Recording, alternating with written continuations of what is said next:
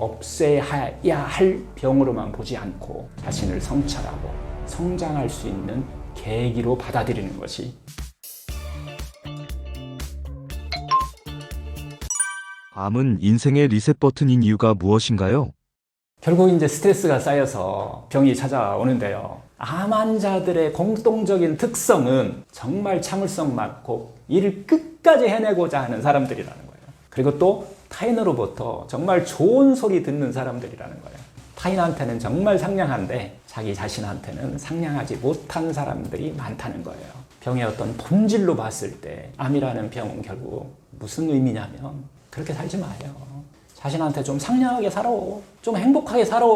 너답게 살아. 삶을 바꾸라는 신호라는 거죠. 우리를 삶의 어떤 본성으로 되돌아가라고 하는 메신저라고 받아들여야 된다는 거예요.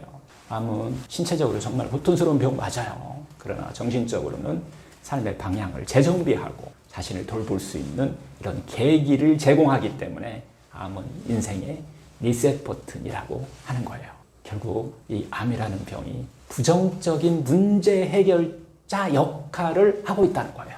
자연계나 우주는 항상 밸런스, 균형을 맞추려고 하고 있는데요. 우리들 인간도 마찬가지예요. 항상 욕구를 채워서 어떤 밸런스, 균형을 맞추려 하고 있는 존재라는 거예요. 그 욕구가 긍정적으로 채워지지 않았을 경우는 욕구를 이렇게 걷어들이는 것이 아니라는 거예요. 그 욕구를 부정적으로라도 채우려고 하는. 이 부정적으로 채우는 게 이게 병이에요. 특히 암은 더더욱 그렇고요.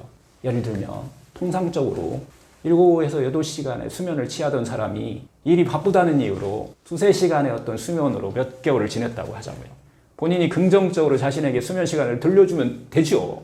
그렇지 않다면 병이 난다는 거예요. 병이 나서 열을 나게 한다거나 뭐 신체에 여기저기 아픔을 준다거나 이렇게 강제적으로 채우려 한다는 거예요.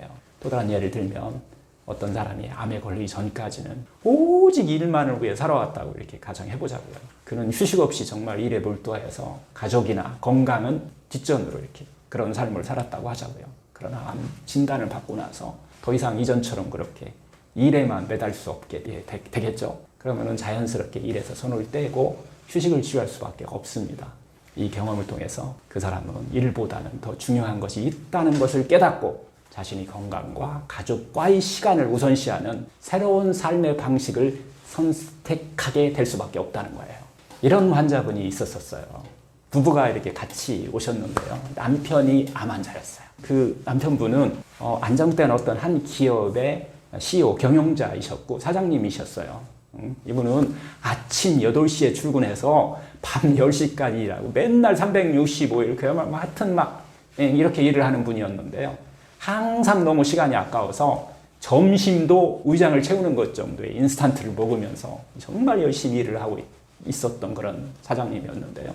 그분이 어느 날 출근을 하는 중이었는데 배가 갑자기 아팠던 거예요.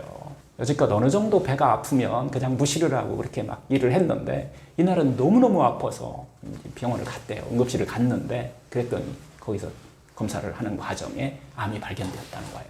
그래서 암이 너무 커가지고서 장기를 눌러가지고서 통증이 긴급 수술을 하지 않으면 안 되는 이런 생명이 위험한 상황이었다고 해요. 그래서 수술을 받아야 돼가지고서 하여튼 비즈니스백을 갖고서 출근하던 길에 바로 입원해서 수술을 하게 된 사람인데요. 근데 그분이 이제 의사 선생님하고 이제 이야기를 하는데 일단 직장에 가서 이 일을 조금 더 마무리하고 그렇게 아픈데도 불구하고 직원들한테 이 일을 좀 시키고 올게요 라고 이렇게 얘기를 했대요. 그때 그 의사 선생님이 당신 일하고 목숨하고 뭐가 더 중요하냐고 그렇게 해서 이제 할 수 없이 바로 입원을 해서 긴급 수술을 받게 되었다고 해요. 그래서 그 사장님은 결국은 타이에서 일을 놓게 되고요.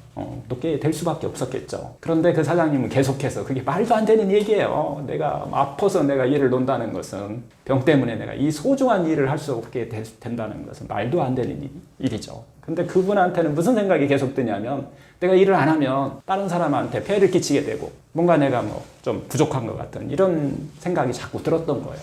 그래서 이제 입원을 해서 1개월 이상을 입원 생활을 하게 되었는데요. 이 사장님은 처음에 항상 초반에는 그냥 그 입원했는데도 불구하고 회사 걱정만 했대요. 일에 대한 어떤 걱정이 끊이지 않았던 거예요.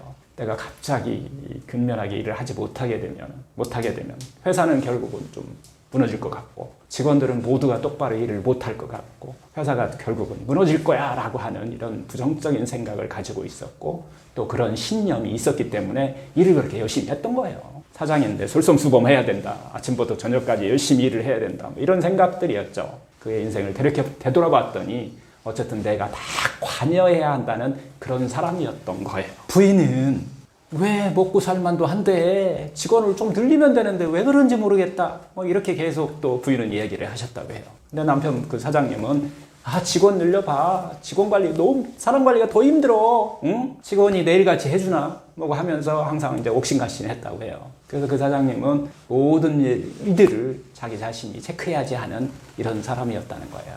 그런데 이제 병에 걸리고 나서 몇 개월 동안은 모든 것을 이제 손에서 놓지 않으면 안 되는 이런 상황이 된 거죠. 그런데요, 그 회사가 그러면 그 사이에 회사가 휘청휘청하고 무너졌냐? 그렇지 않았다는 거예요. 아무것도 변하지 않았다는 거예요. 사장은 좀 쉬었지만은 사원들이 오히려 더 사장이 없기 때문에 더 열심히 일을 하고 내가 더 힘내야지 하면서 열심히 또 하는 그 스스로 솔선수범하는 그런 생활을 했기 때문에 그 결과 실적은 사장이 있었던 때하고 큰 차이가 없었던 거예요. 이것은 어떻게 보면 병의 은혜임과 동시에 사장은 굉장히 복잡한 심정이었다라고 해요. 솔직한 마음속에 그 직원들이 사장인 내가 없어도 되는 거 아니야? 괜찮은 거 아니야? 이렇게 자격시심으로 받아들이기도 했다는 거예요. 그러면서 이런 깨달음을 얻었대요. 자기가 어딘가에서 나 자신이 필요한 인간이라는 것을 증명하기 위해서 지금까지 직원들에게 일을 나눠주지 않고 전부 나 자신이 해야만 되는 그런 집착이 있었던 게 아닌가라는 그런 생각이 떠올랐다는 거예요. 주변 사람들을 믿지 못하고 전부 다 나 자신에게 해버리는, 내가 잘하는 사람이니까, 내가 존경받는 사장이니까 이렇게 해왔던 것을 깨달았다는 거예요.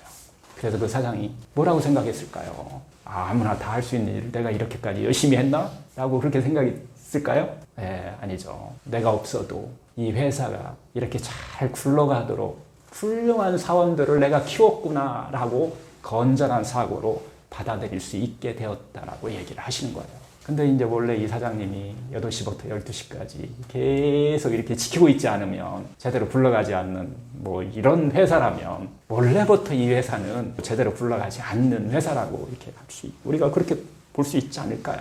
그래서 이 사장님은 점점 이제 꽉 붙잡고 있었던 것을 손에서 점점 놓게 되었다라고 이렇게 말씀을 하세요. 그리고 나서 이분은 이제 사장 출근이라는 것을 하게 되었대요. 아침에 늦게 갔다가 저녁에 좀 일찍 퇴근하는 생활로 바뀌었다고 하시는데요. 이분이 처음에는 우리가 이제 프로그램에서 여러 가지 이제 질문을 던지거든요.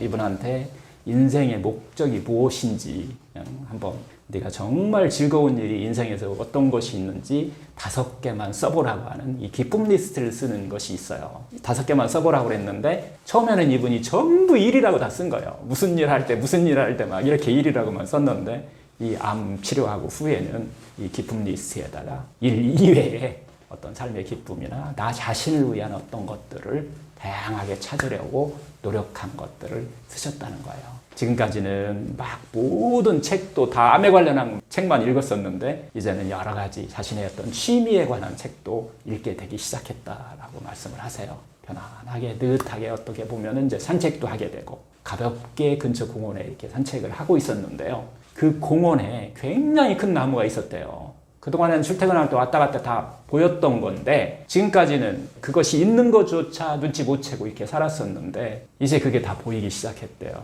그래서 결국은 나무를 보며 산책도 하고 바닷가 산책도 하고 또 이번에 가장 큰 변화는 요리교실에도 다니게 되었다고 해요. 그분은 그냥 위장을 채우기 위해서 패스트푸드만 잔뜩 먹던 사람이었는데 갑자기 이 생각이 들었대요. 대체 무엇 때문에 먹고 있지? 라는 생각이 딱 들더라고요. 그래서 요리를 한번 배워보자고 생각을 하게 되어서 요리 학원도 다니고 또 굉장히 이제 활기차게 지내는 계기가 됐다고 말씀을 하시는데요. 이렇게 어떻게 보면 병에 걸리지 않았더라면 끝까지만 눈치채지 못했을 거예요. 그런 걸 깨닫는 것은 상상할 수도 없었던 것이죠. 그런데 이렇게 변했던 거예요. 그리고 당연히 이제 다른 라이프 스타일도 또 많이 변했죠.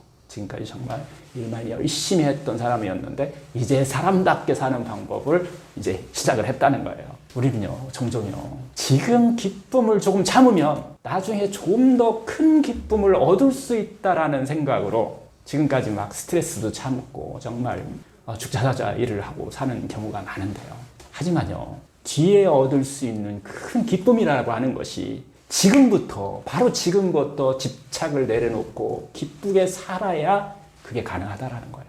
이걸 깨달았다라는 얘기를 하시는 거예요.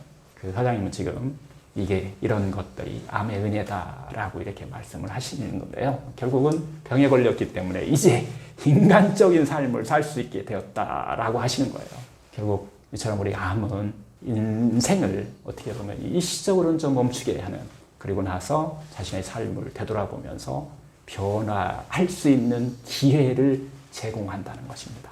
암을 단순히 없애야 할 병으로만 보지 않고 자신을 성찰하고 성장할 수 있는 계기로 받아들이는 것이 바로 암을 인생의 리셋 버튼으로 바라보는 이유라고 얘기할 수 있겠죠.